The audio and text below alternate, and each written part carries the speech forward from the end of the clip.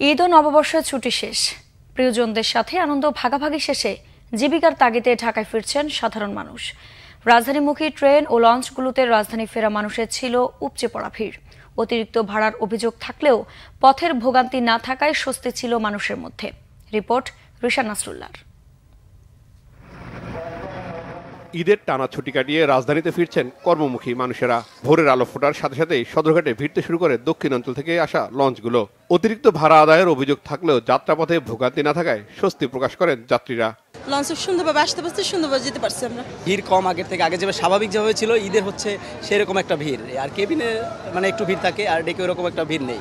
যাত্রী উঠছে সময় ভিড়, আরও মনে হয় টিকিটের যে ঊর্ধ্বগতিটা মনে হয় 300 টাকা ভাড়া 400 টাকা। ছোট ছোট আপনার মাছ নিয়ে আসতেছে, তাদেরকে ধরে মনে করেন যে তুলনামূলক যে যা পারতেছে ইচ্ছা মতন টাকা নিচ্ছে। সরকার নির্ধারিত ভাড়া হচ্ছে 430। আমরা ঈদ মৌসুম ছাড়া আমরা ভাড়া রাখি 300। ঈদে আমরা এটা 400 করি, তাও 30 টাকা কম সরকার নির্ধারিত ভাড়া। রাজধানীর কমলাপুর রেল স্টেশনের ভিড় ছিল রাজধানী ফেরা মানুষের। প্রিয়জনদের ছেড়ে আসা কষ্টের হলেও ছুটি শেষে জীবিকার তাগিদেই সাধারণ মানুষরা ফিরছেন রাজধানীতে।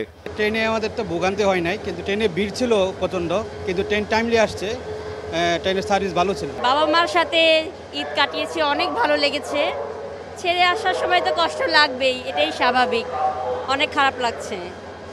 এখন ঢাকায় তো ফিরতেই হবে, যেহেতু চাকরি বাকরি করি। বাড়িতে সবাই পরিচিত মুখ, দেন ঢাকায় আসলে তো আর তাদের পাওয়া যায় না, তো সবাইকে ছেড়ে আসতে খুবই কষ্ট লাগে।